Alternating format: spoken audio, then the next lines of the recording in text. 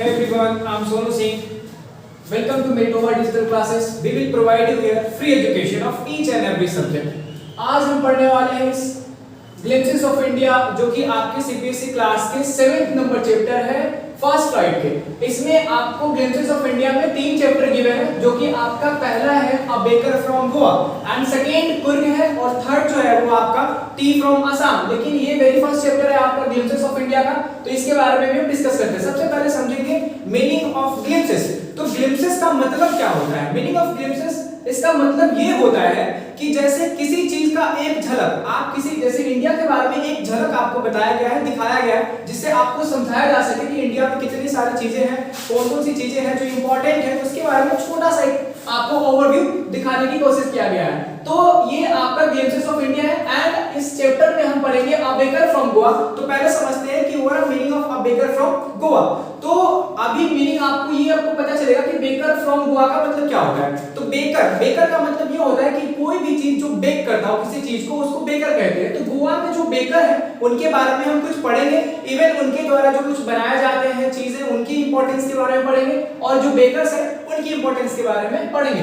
तो अभी हम लोग स्टार्ट करते हैं। तो इसके ऑथर के बारे में जान लें, बेकर फ्रॉम गोवा के। तो लूसियो रोड्रिग्स, ये जो है ना आपके ऑथर है। इनकी लाइफलाइन की बात करें तो 1916 टू 1973 इनकी ये लाइफलाइन है, जो कि शॉर्ट इंफॉर्मेशन आपको रखनी जरूरी है। देखिए अब हम पढ़ते हैं कि ये स्टोरी आपका स्टार्ट कहां से होता है। तो पोर्टुगीज रूल ऑन गोवा, जो पोर्टुगीज हैं ये जब रूल कर रहे थे कहां, गोवा में, तो उसी टाइम की बात है। जो ऑथर के जो एल्डर्स थे, ऑथर से जो बड़े हैं, उनकी जो अपनी कह सकते हैं जो उनका एक्सपीरियंस रहा है उसके बारे में वो आपको बता रहे हैं। तो जब पोर्टुगीज जो है ना रूल कर रहा था गोवा पे, उस टाइम ना वहां पे लोव्स ऑफ ब्रेड बहुत ही ज्यादा फेमस था। उस टाइम क्या था वहां पे, लोव्स ऑफ ब्रेड बहुत ही ज्यादा फेमस था, क्योंकि उस टाइम से ही जो सारा कारोबार जो होता है लोव्स ऑफ ब्रेड का स्टार्टिंग हो गया था। तो उस टाइम लोव्स ऑफ ब्रेड बहुत फेमस था। और उस टाइम में अगर बात करें तो ये जो है ना बेकर्स का एक सोसाइटी में, उस विलेज में बहुत ही इंपॉर्टेंट प्लेसेस था। और ये जो आपका स्टोरी है वो एक पेन पोर्ट्रेट है। पेन पोर्ट्रेट का मतलब होता है कि कह सकते हैं आप इनफॉर्मल डिस्क्रिप्शन। तो ये आप एक इनफॉर्मल डिस्क्रिप्शन है।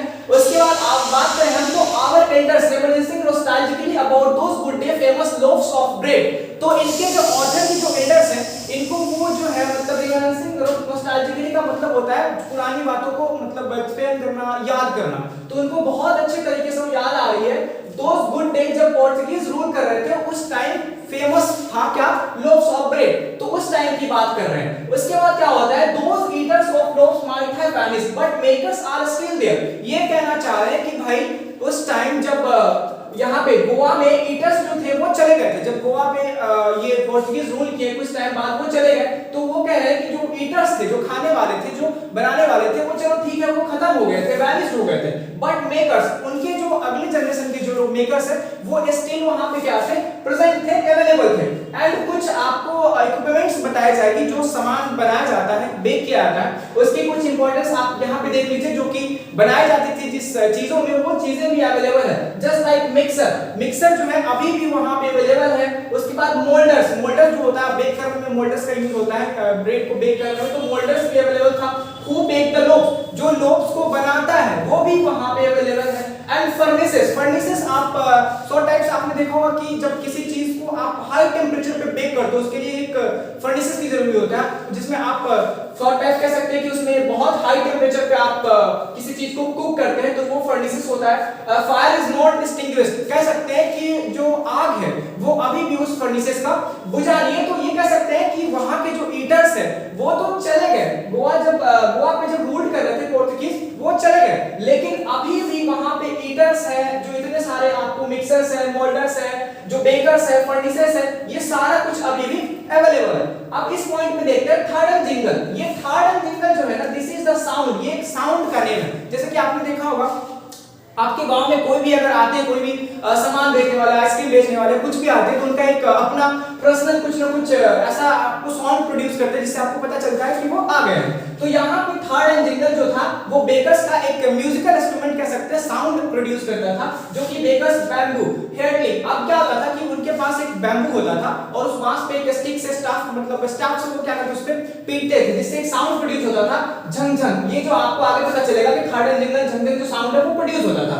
उसके बाद क्या रहा कि जो बेकर्स है arrived in the morning at his home place, और अभी भी आपको जो है ना ये थर्ड जिंगल का साउंड गोवा में कहीं-कहीं कई जगह पे आपको भी मॉर्निंग में ये आवाजें सुनने को मिलता है। उसके बाद हम बात करें father is not arrive but the son still carries. यहाँ पे देखिए, यहाँ पे आपको बताने की कोशिश आ रहा है कि जो गोवा में जो fathers mean to say that कि अगर बात करें फादर्स की तो जो गोवा में जो बेकर्स जो थे पहले जब पोर्चुगीज रूल करता था उस समय उनके जो लोग थे खाने वाले वो तो चले गए थे नहीं थे, लेकिन उनके जो सन थे वो अभी भी उस ट्रेडिशन को क्या कर रहे थे, कैरी कर रहे थे। मतलब जो फादर्स के द्वारा कोई काम किया था वो आगे उनके ग्रैंड चिल्ड्रंस भी उस काम को करते हैं, वही काम यहाँ पे किया जा रहा था। अब यहाँ पे देखिए bakers are known as poder in the Goa. अब जो बेकर्स होते हैं गोवा के जो बेकर्स होते हैं उनको किस नाम से बुलाया जाता है, पैडर्स के नाम से। तो ये चीज आपको याद रखने की जरूरत है, ये जो है ना आपको पैडर, यहाँ पे पैडर इन गोवा, बेकर्स को क्या बुलाया जाता है गोवा में, पैडर्स के नाम से जाना जाता है। During our childhood bakers used to B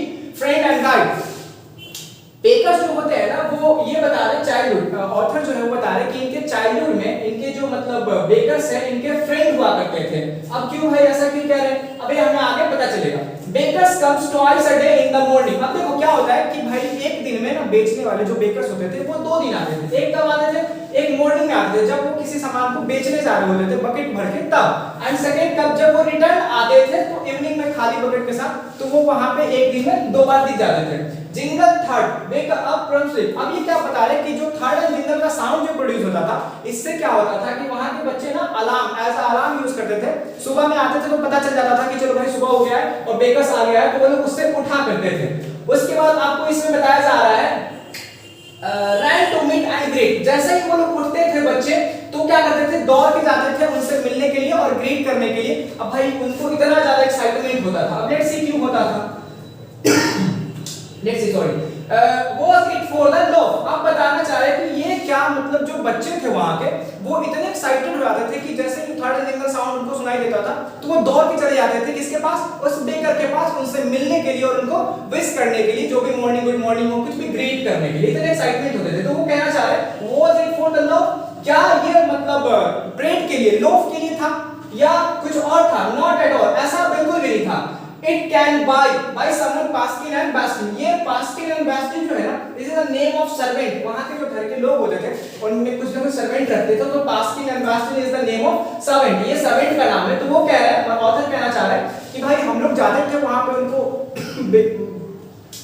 इनको बेकर से मिलने, इसलिए नहीं कि मुझे मतलब कुछ खरीदना है, ऐसा कुछ नहीं है। इसके लिए तो उनके पास ऑलरेडी सम पास्की एंड बास्किन अवेलेबल है जो कि उस चीज को वो परचेज कर सकते थे। ये इसलिए जाते थे we long for the bangles bread sweets bread. ये इन लोगों के लिए ना एक बैंगल्स ब्रेड आता था, मतलब सब टाइप्स कह सकते हैं, चूड़ी जैसा होता है, गोल होता है, जो कि बहुत ही स्वीट होता है। अब तो हर जगह ये चीज देखने को मिल जाएगा, तो आप देख सकते हो और आपने आई होप कि खाया भी होगा। तो ये जो बच्चे होते हैं ये क्या ना मतलब बैंगल्स ब्रेड के लिए इतना ज्यादा एक्साइटमेंट हो जाते थे कि वो जाते थे उनसे मिले। म्यूजिकल एंट्री झंझट sound made banquet staff greet the lady of the house good morning. अब क्या होता है, जैसे कि बेकर्स जब गोवा के विलेज में स्ट्रीट में बेचने आते थे ब्रेड, तो क्या होता था वहां पे जितने सारे लेडीज होते थे उनसे कुछ ना कुछ परचेज करने के लिए जाते थे। तो वो क्या करते थे, उनको ग्रीट करते थे, विश करते थे गुड मॉर्निंग, क्योंकि इवन वो हमेशा मॉर्निंग में आते थे और सेकंड रिटर्न जब उनका पूरा सारा कुछ बकेट खाली जाता था तो फिर वो रिटर्न हो जाते थे। तो मॉर्निंग में जब भी वो आते तो जो बेकर्स थे वो ग्रीट करते थे सारे लेडी को गुड मॉर्निंग कहते। उसके बाद kids would be pushed side. अब क्या होता है, जो बच्चे होते हैं उनको ना जब कोई भी चीज खरीदते हैं तो बच्चे भी घर के चले आते हैं उनके साथ। तो क्या होता था, वहां के जो लेडी होते थे उनको पुश कर देते थे, मतलब साइड हटा देते थे कि तुम्हारा यहाँ पे क्या काम है, बस उसको साइड कर देते थे और उनको स्कॉल्ड भी करते थे, डांटते भी थे। तो अब बच्चा जो है ना वहां पे जाता था, लेकिन इसके पीछे कुछ रीजन है। रीजन क्या है कि उसको वहां पे कुछ ना कुछ बैंगल्स ब्रेड लेने होते थे। ब्रेड जो होता है जैसे कि ब्रेड का टाइप अभी आपने सेकंड पढ़ा, फर्स्ट जो था वो लोफ्स था। लोफ्स क्या था, लोफ्स ब्रेड, वो भी स्पीशीज ऑफ ब्रेड है। एंड सेकंड जो था बैंगल्स ब्रेड। बैंगल्स जो है ना वो बच्चों के लिए आता था, सम टाइप लाइक कि वो गोल होता था, राउंड, जस्ट लाइक अ चूड़ी होता है ना, उस तरह का होता था। तो बच्चों को वो ज्यादा पसंद आता था, वो काफी ज्यादा स्वीट होता था। यहाँ पे लिखा भी हुआ है कि जो ब्रेड होते हैं, मतलब जो लोफ्स ऑफ ब्रेड होते हैं वो आपके बड़े लोगों के लिए था और जो बैंगल्स थे वो छोटे लिए होंगे। उसके बाद देखिए यहाँ पे I can't still recall the fragrance. अब ये बता रहे हैं कि ये मतलब उस फ्रेगनेंस को अभी भी याद कर रहे हैं, इनको अभी वो खुशबू याद है। जैसे कि आपके घर में कोई भी अगर खाना बनता है तो आपको वो फ्रेगनेंस समझ में आ जाता है, तो वो जो केक ब्रेड का जो फ्रेगनेंस था, खुशबू था, अभी भी इनको ये सारा कुछ याद है। उसके बाद didn't get to brush his teeth was mouth। अब यहाँ पे आपको बताया जा रहा है कि बच्चे इतने ज्यादा एक्साइटमेंट होता थे बैंगल्स ब्रेड को लेके, उनको खाने का एकदम एक्साइटमेंट होता था, इस वजह से ना ही उन्हें ब्रश करने का केयर था कि भाई मुझे ब्रश भी करना है, इसके बाद खाना है, उनको कुछ भी ऐसा केयर नहीं था। इवन वो मुंह भी नहीं धोते थे, वो सोचते थे कि भाई कौन जाएगा मैंगो ट्री से लिप्स प्लग करने, फिर टूथ ब्रश मतलब ब्रश करने, ये उनको ये सारा बेकार लगता था। वो कहते थे ये कोई नेसेसरी है नहीं, और एग्जांपल भी क्या देते थे, इवन टाइगर जो है ना वो भी ब्रश नहीं करता। अब बताइए कि टाइगर ब्रश नहीं करता तो मुझे भी ब्रश करने का कोई नीड नहीं है, ये ऐसा सोचते थे। उसके बाद ये बता रहे हैं जब हॉट टी, जब ये चाय के साथ उस बैंगल्स को खाएंगे तो इनके माउथ का जो भी कॉर्नर है वो सारा कॉर्नर क्लीन अप हो जाएगा with the help of tea. उसके बाद यहाँ पे कुछ इंपॉर्टेंट बताया गया, marriage gifts are meaningless without bols. Bols is the third types of bread. ये बोल्स जो है ना ये ब्रेड का थर्ड टाइप्स है, समथिंग लाइक ये भी गोल होता है लेकिन छोटा, ये छोटा सा होता है। तो ये बोल्स जो है ना मैरिज गिफ्ट, अगर किसी घर में शादी है या फंक्शन है, इवेंट पार्टी फेस्ट कुछ भी हो, अगर उसमें आप सारा कुछ खिला देते हैं और बोल्स नहीं खिलाते तो वो जो मैरिज है बिल्कुल मीनिंगलेस है, उसका कोई मतलब नहीं रह जाएगा। उसके बाद यहाँ पे बताया गया lady must prefer sandwiches on the occasion of daughter engagement. वहां की कुछ रूल्स एंड रेगुलेशन है कि आपको उनके अगर कोई भी लेडी घर की वो अपने डॉटर के एंगेजमेंट पे सैंडविच प्रिपेयर करते थे, बनाते ही बनाते थे। अगर वो डॉटर के ओकेजन पे अगर सैंडविच प्रिपेयर नहीं करते तो ये कह सकते हैं कि बिल्कुल मीनिंगलेस है, कोई मतलब नहीं। तो आपको पता चल रहा है कि जो ब्रेड का इंपॉर्टेंस गोवा में कितना ज्यादा। अभी तक हम 3 टाइप्स पढ़ चुके हैं, फर्स्ट आपका लोव्स, सेकंड आपका बैंगल्स एंड थर्ड आपका बोल्स। ये सारा कुछ इंपॉर्टेंट है आपको टॉपिक वाइज। उसके बाद देखिए केक्स एंड बोलिनाज are most important for Christmas. ये केक्स एंड बोलिनाज, बोलिनाज जस्ट लाइक कोकोनट कुकीज, ये जो बोलिनाज है ये आपका 4 टाइप है। ये भी आपको केक्स एंड बोलिनाज ये भी रिमेंबर रखना है कि क्रिसमस के टाइम पे, इवन कोई भी फेस्टिवल हो या क्रिसमस ही क्यों ना हो, तो अगर आप केक्स एंड बोलिनाज अगर ये चीज सर्व नहीं करते, ये चीज नहीं खिलाते, तो वो भी फेस्टिवल बिल्कुल बेकार है, बिल्कुल मीनिंगलेस है, उसका कोई मतलब नहीं है। इतना इंपॉर्टेंट है आपका गोवा में ब्रेड का। उसके बाद बात करते हैं ओल्ड ड्रेसेस नोन एज कबाई। अब बात करते हैं कब की, जब पोर्चुगीज रूल करता था गोवा पे, उस टाइम की जो ड्रेसेस होती थी, जो बेकर्स आते थे हमारे गांव में बेचने के लिए कोई भी ब्रेड वगैरह, तो उनका एक ड्रेस होता था, उस ड्रेस को हम लोग कबाई के नाम से जानते थे। उस ड्रेस को कबाई कहते थे, जो कि ओल्ड था, time of Portuguese, the Portuguese के टाइम का। और वो ड्रेस कैसा दिखता था, वो एक सिंगल लॉन्ग फ्रॉक होता था, मतलब आपने देखा वो वन पीस टाइप का लॉन्ग फ्रॉक होता था जो कि नी तक आता था। उसके बाद अगर बात करें ऑथर के चाइल्डहुड का, ये तो आपका तब की ड्रेस की आपकी मतलब बताया गया है जब पोर्चुगीज रूल करते थे गोवा पे। दूसरी ड्रेसेस के बारे में बताया गया है कि जब ऑथर जब चाइल्डहुड, जब इनका मतलब छोटे थे तब उस टाइम की बात बताया जा रहा है कि इनका जो ड्रेस था वो था शर्ट ट्राउजर, मतलब एक शर्ट होता था और एक ट्राउजर होता था, और वो ट्राउजर कैसा होता था, कह सकते हैं कि क्वार्टर टाइप, मतलब नी से मतलब एंकल से थोड़ा ऊपर और नी से थोड़ा नीचे, जस्ट लाइक अ क्वार्टर, उस तरह का ड्रेस होता था। और जब भी गांव में ऐसा ड्रेस पहन के कोई भी लोग घूमते थे तो उन पे कमेंट किया जाता था, उनको ऐसे कमांड कर दिया जाता था कि बिल्कुल वो कोई नहीं होगा बल्कि वो पैडल ही होगा। तो ये सारी ओवरव्यूज आपको देखने को मिल रहा है। उसके बाद देखिए यहाँ पे बताया जा रहा है poder collect his bills at the end of month. अब जो पैडल होते थे वो डेली जाते थे घूम घूम के गांव में स्ट्रीट में केक बेचने, ब्रेड बेचने। तो क्या होता है कि वो डेली पैसा नहीं लेते थे, वो eight the end of month, एक जब पूरा महीना कंप्लीट हो गया तो वो फिर बिल कलेक्ट करते थे। भाई इतना दिन वो याद कैसे रखते थे, तो वो क्या करते थे रिकॉर्डेड ऑन द वॉल, मतलब दीवार जो होता था घर के उस पे वो रिकॉर्ड कर देते थे, उसको लिख देते थे, जितने पीसेस ऑफ ब्रेड जो भी बिकता था उसको लिख देते थे, और eight the end of month उस चीज को मेंशन करके वो क्या करते थे सारा पैसा कलेक्ट करते। लास्ट पॉइंट देखते हैं लुक्ड हैप्पी। अब लुक्ड हैप्पी मतलब जो आपके बेकर्स की जो फैमिली है वो हमेशा प्रोस्पेरियस रहते थे, एकदम खुश रहते थे, एकदम हेल्दी वेल्दी, उनको किसी चीज का प्रॉब्लम नहीं था, क्यों, उनके घर में बहुत सारे खाने का सामान अवेलेबल होता था। उसके बाद प्लम्प फिजिक, प्लम्प मीन मतलब जो मोटा ताजा। आपको ये बताया जा रहा है कि जो बेकर्स के जो फैमिली होते थे आपको दूर से ही देखने से लग जाते क्योंकि वो हमेशा एकदम मोटा ताजा होते थे, एकदम प्लम्प फिजिक होता था उनका। उसके बाद इसमें ओपन टेस्टिमनी, ओपन टेस्टिमनी का मतलब ये होता है कि जैसे कि आप किसी को देख के उनका कैरेक्टर का मतलब ओवरव्यू देते हैं उनको, एक जैसे कि किसी को देखे तो बोल देंगे भाई ये हो सकता है, जैसे कि कोई भी मोटा आदमी तो उनको देख के ओपन टेस्टिमनी लोगों का कमेंट होता था कि ये अवश्य ही बेकर के फैमिली से होगा।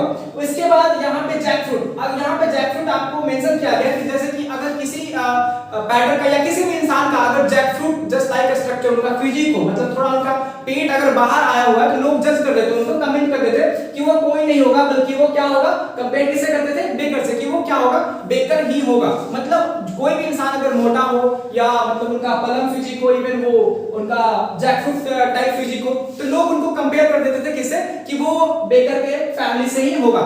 तो these all are the explanation of glimpses of India, which is the first chapter, Baker from Goa।